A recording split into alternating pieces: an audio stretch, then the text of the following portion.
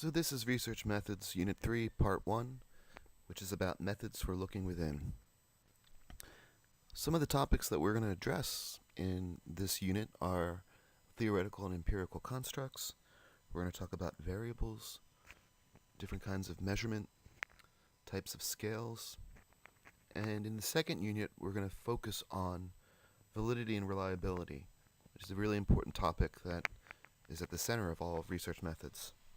And later we'll talk about different flavors of reliability and validity and provide you with some examples of all of the above. So recall, I already went over in a former unit theoretical and empirical constructs. Theoretical constructs are general descriptions of a phenomenon that you hope to study. So for instance, you might be interested in aggression, mood, or generosity as topics for your study. But those are too broad to be able to describe. You can't measure aggression or mood or generosity in any kind of broad way. You need to come up with an empirical construct, which is the tools that you use to measure, define, or assess your theoretical constructs. So for aggression, you might look at it as how many times a child strikes another child. Or for mood, you might look at it as the answer to a question, how are you feeling today? Or for generosity, you might be interested in the amount of tip that a customer at a restaurant gives as a percentage of the bill. Now, of course, these aren't the only ways that you can measure these theoretical constructs. What you find is that there are multiple empirical constructs for any given theoretical construct. So, for instance, with generosity, the amount of tip is really in a constrained context. Someone might not be a good tipper at a restaurant, but they might give, many thousands of dollars to charity. So if you're just looking at the percentage of tip, then that's not actually measuring your theoretical construct in a general sense. And that's going to be a really important aspect of methods. So in an ideal world, your empirical constructs will completely capture the theoretical construct. So for instance, something like sex, most people, not all, but most people identify with being male or female. With age, when you're looking at young people versus older people, age is a pretty solid and concrete way of measuring different points at which people are in their lifespan. Or experimental condition to which someone's assigned.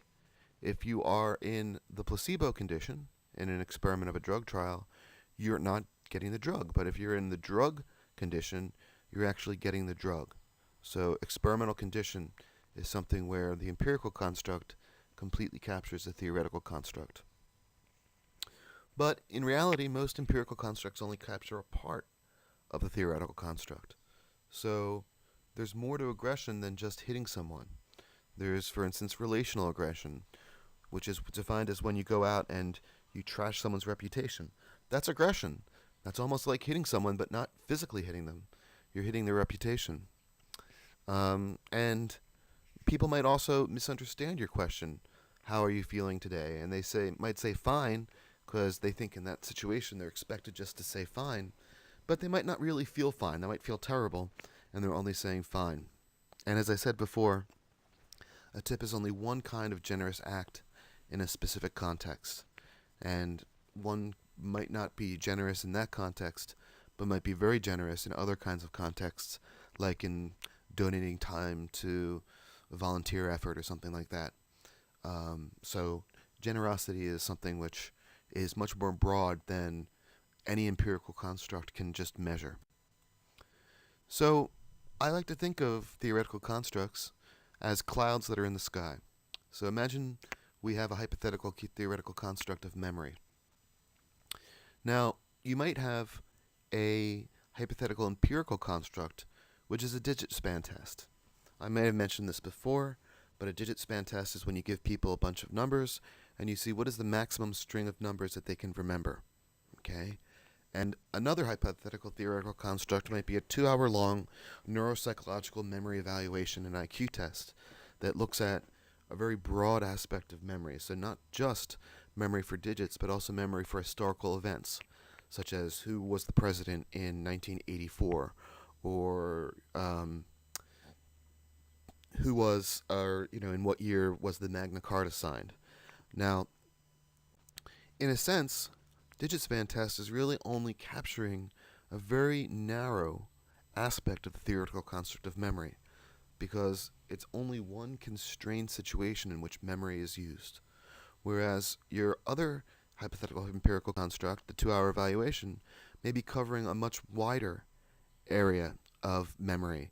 And so it's almost like you have a cloud in the sky, and you either are shining a spotlight up that illuminates a small part of that cloud, or you are setting a floodlight up there and you're illuminating a much broader aspect of that cloud.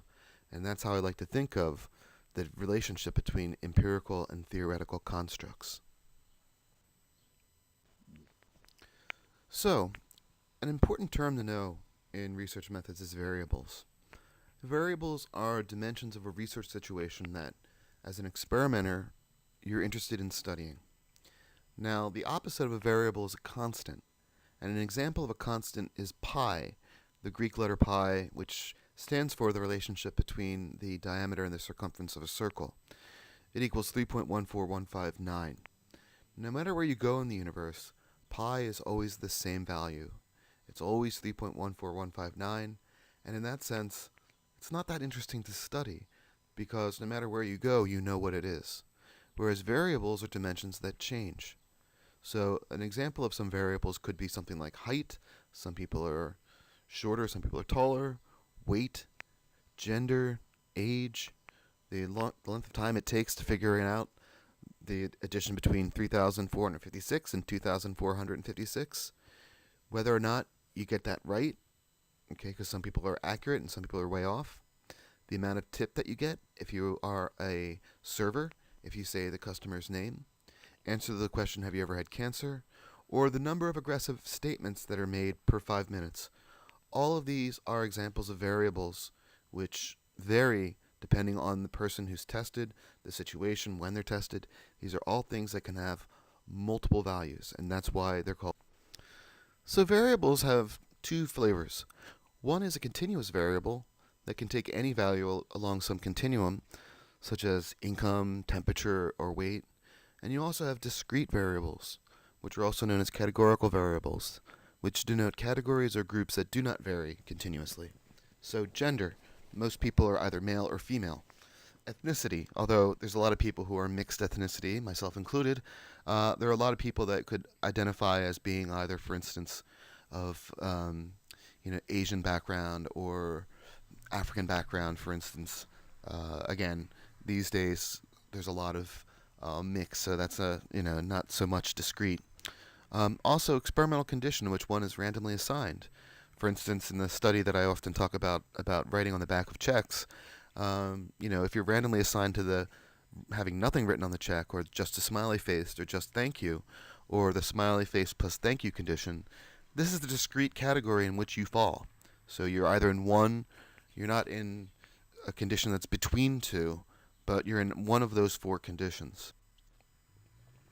Now, this is an important thing that you've probably learned before in intro, but it is a topic that always comes up and that you really need to know the difference between the two of these things. So, independent variables are the variable that you as an experimenter manipulates or controls. And the dependent variable is a measure of the effect of the change that occurs in a variable in response to the independent variable. So, for instance, in the case of whether or not writing a smiley face on the back of a check increases the tip, putting a smiley face or not is the independent variable, and the amount of tip that you receive is the dependent variable. Another example might be if you're interested in studying the poverty of a neighborhood the kid grows up in, and you study 3 neighborhoods that vary in the amount of wealth that the community has, the independent variable is the poverty of the neighborhood, and the dependent variable is performance in tests of cognitive ability, if that's the outcome measure that you're interested in. Or if you're interested in the effect of playing video games on college GPA, Your independent variable is the amount of time spent playing video games, and the dependent variable is college GPA. Now, I want to point out that it's often the case, particularly with studies that are correlational, where you are not manipulating a variable. It's kind of hard to see which is the independent or which is the dependent variable. For instance, is it the case that, the hours of video game affects college GPA, or does college GPA affect the number of hours of video game that a kid plays? So if you don't like school, you spend more time playing video games. That's one of the issues that always occurs with correlational studies, is that it's often hard to determine what's the independent, what's the dependent variables. But for most studies, it's relatively easy to figure this out. Again, just remember that the independent variable is the one that the researcher is looking at its effect on another variable. And the other variable, the effect of one on the other, is the difference between the independent and the dependent variable. The independent variable is the one that the experimental manipulates. The dependent variable is the consequence of that manipulation on a second variable. So it's a really important thing to know in most studies, what's the independent and the dependent variable. Now, levels are the different values that a variable can take. So when you have the case of having a smiley face or no smiley face, that's categorical, whereas there's only two levels of that variable. Whereas poverty level of a neighborhood, measured by the average median income, that's continuous because that can vary for all the neighborhoods that are in this country. And there's another concept called subject variables, and that refers to the individual differences between participants that can't be explained by the manipulation or control of the independent variable. So, regardless of whether or not you put a smiley face on a bill, some people will still tip poorly and others will still tip generously, regardless of what happens in the back of the check. So even in poor neighborhoods, there's some kids who do very well academically, and in wealthy neighborhoods, there's some kids that do very poorly academically. The wealth of the neighborhood isn't the only thing affecting performance. And there are some people who, they may play many hours of video games, but they still do well in college. And other people do poorly in college without playing video games at all. And these are called subject variables. These are the variables that you can't explain based on the manipulation of the independent and dependent variables. These are other things that affect performance that are outside of the researcher's control. So it's useful to know the different types of scales that are commonly used in psychology. And there's 4 that are worth mentioning: nominal, ordinal, interval, and ratio. Nominal scales are those that divide objects or events into categories, such as male or female, or dog, cat, or fish owner. The important thing about nominal scales is that there's no way of placing any subcategory first. So if you're making a chart, for instance, whether you put female first then male or male first then female, it's arbitrary.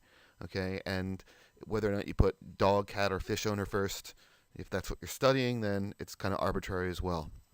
Now, ordinal scales rank objects in order of magnitude. So I could ask people to rate or rank how much they like coffee, tea, chai, cappuccino, and latte. Some people really like chai, and that might be their first choice. Other people really like coffee. Others are tea drinkers. And so the order matters with an ordinal scale. You could also not just rank things in preference, but rank things in terms of how expensive things are. So if I were list to order the price of a Porsche, BMW, Acura, Honda, Civic, and Kia Cephia, it would be in that order of how expensive they are. So that's an ordinal scale. The order matters. Interval scales are numeric scales in which differences between the numbers are meaningful. So I might ask people to rank on a scale of 1 to 5, with 1 being neutral, 2 being like a little, 3 being like, and 4 being like very much, 5 being completely like. Ask people to rate how much they like this class. And that would be an interval scale. A ratio scale is the same thing, except 0 is a meaningful unit. Okay? usually to represent a central value, but often to represent something else. So often when I give examples of the difference between interval and ratio scales, temperature measured in Fahrenheit is an interval scale because 0 is just an arbitrary number. But temperature in degrees Celsius is a ratio scale because 0 is a meaningful unit. 0 means that's the point where ice freezes. So that's the difference between interval scale and ratio scale. Is that interval scales, 0 doesn't matter, whereas in a ratio scale, 0 does.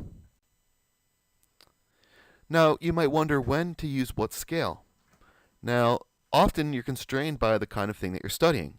So there are certain situations in which you can only use a nominal scale. For instance, if you're looking at male versus female, that's nominal. There's nothing you can do to make it less nominal. It is just a nominal scale. Now, an important thing to remember is that the statistics that you use will vary depending on what scale you use. So nominal scales can be analyzed using something called chi-square. Ordinal scales can be analyzed using chi-square and some other tests that are specific to ordinal scales. Whereas interval and ratio scales allow for the greatest amount of kinds of statistical tests that you can use. You can use correlation, t-test, ANOVA, regression. So interval and ratio scales provide you with the greatest degrees of freedom for being able to test as much as possible. So it's always best to have interval or ratio scales, but often you're constrained by your question, allowing you only to have a nominal or an ordinal scale. But you have to be creative in your analyses. You have to choose the most appropriate measure for the theoretical construct that you plan to study. And that, my friends, is the end of this one.